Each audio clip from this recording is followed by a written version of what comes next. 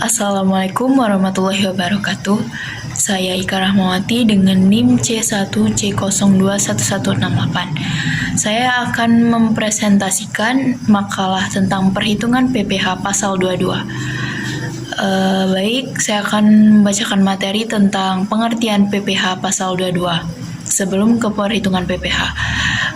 PPh pasal 22 itu adalah bentuk pemotongan atau pemungutan pajak yang dilakukan oleh satu pihak terhadap wajib pajak dan berkaitan dengan kegiatan perdagangan barang yang dipungut oleh bendahara pemerintah, badan-badan tertentu, wajib pajak badan tertentu untuk pemungutan pajak dari pembeli atas penjualan barang yang tergolong sangat mewah. Pemungutan PPh pasal 22 itu ada beberapa pihak. Pihak yang berhak melakukan pemotongan PPh pasal 22 itu ada yang pertama Bank Devisa dan Direktur Jenderal Bea Cukai atas impor barang. Yang kedua ada Direktur Jenderal Anggaran Bendaharawan Pemerintah. Yang ketiga ada BUMN dan BUMD yang melakukan pembayaran atas pembelian barang yang dananya dari belanja negara dan belanja daerah. Yang keempat, segala bentuk perusahaan milik negara yang bergerak dalam bidang usaha industri semen, industri berupa semen, industri kertas, industri baja, dan lain-lain. Kelima, ada produsen dan importer. Yang keenam, industri dan eksportir yang bergerak dalam sektor perhutanan, perkebunan, pertanian, dan perikanan. Yang ketujuh ada wajib pajak badan yang melakukan penjualan barang yang tergolong sangat mewah.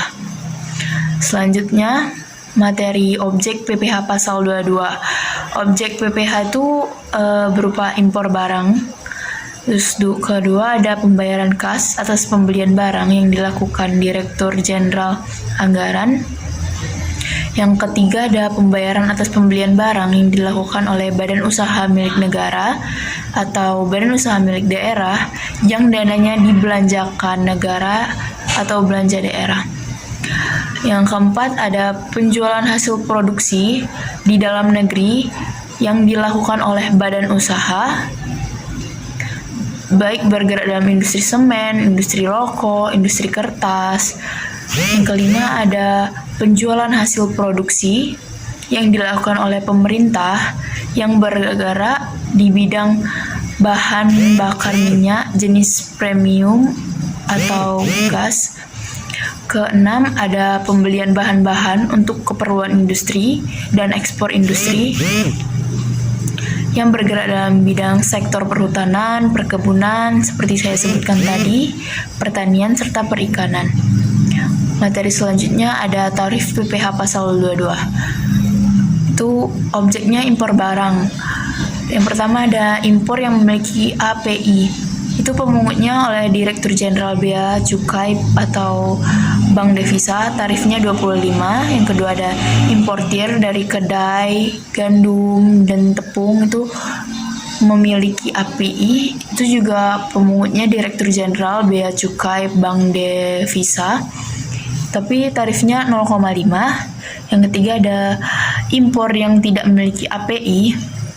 Pemungutnya masih sama, itu Direktur Jenderal Bea dan Cukai Bank Devisa. Persentase tarifnya 7,5%.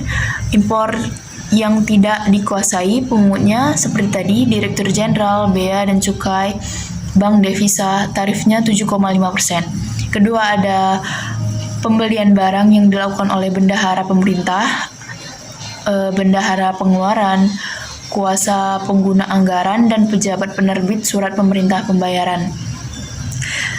Dipungut oleh pihak yang membayar atau membeli, itu bendaharaan pemerintah, Direktur Jenderal Anggaran.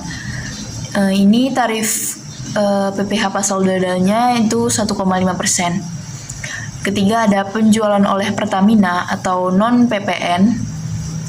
Pertama ada BBM ke SPBU Pertamina.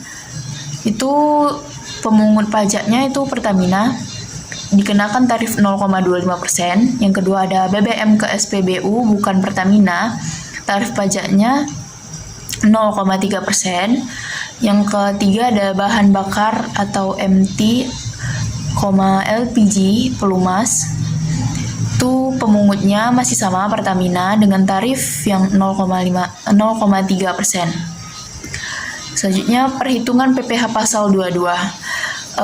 Menghitung PPh pasal 22 atas kegiatan impor barang itu gini, besarnya PPh pasal 22 impor. Pertama ada menggunakan angka pengenal impor atau API. Tarif tarifnya sebesar 2,5% dari nilai impor. Jadi PPh pasal 22 ini 2,5% dikali dengan nilai impor, nilai hasil impor barang yang kita ini lakukan.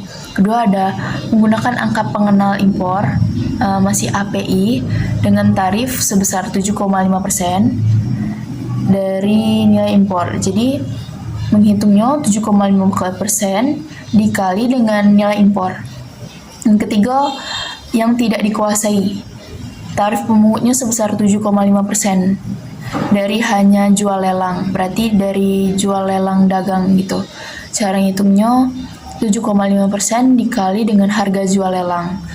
Terus ada catatan, nilai impor tuh adalah nilai yang berupa uang yang digunakan sebagai dasar perhitungan bea nilai impor, dihitung sebesar cost insurance dan freight atau dalam kurung CIV tambah biaya masuk tambah pungutan beban lainnya. Selanjutnya ada penyetoran PPh pasal 22. Ini ada cara penyetoran PPh. Pertama dengan cara menggunakan formulir surat setoran pajak atau SSP yang berlaku sebagai buku pemungutan. Membuat 2 rangkap SSP. Yang pertama, lembar pertama tuh untuk kantor pelayanan pajak, lembar kedua untuk pemungutan pajak. Terus ada yang kedua, syarat kedua menggunakan formulir SSP secara kolektif. Wajib menerbitkan buku pemungut pajak PPh pasal 22 dalam 3 rangkap. Yang lembar pertama itu untuk wajib pajak, lembar kedua untuk kantor pelayanan pajak, lembar ketiga untuk pemungut. Kemudian ada pelaporan PPh pasal 22. Ini pelaporan PPh ini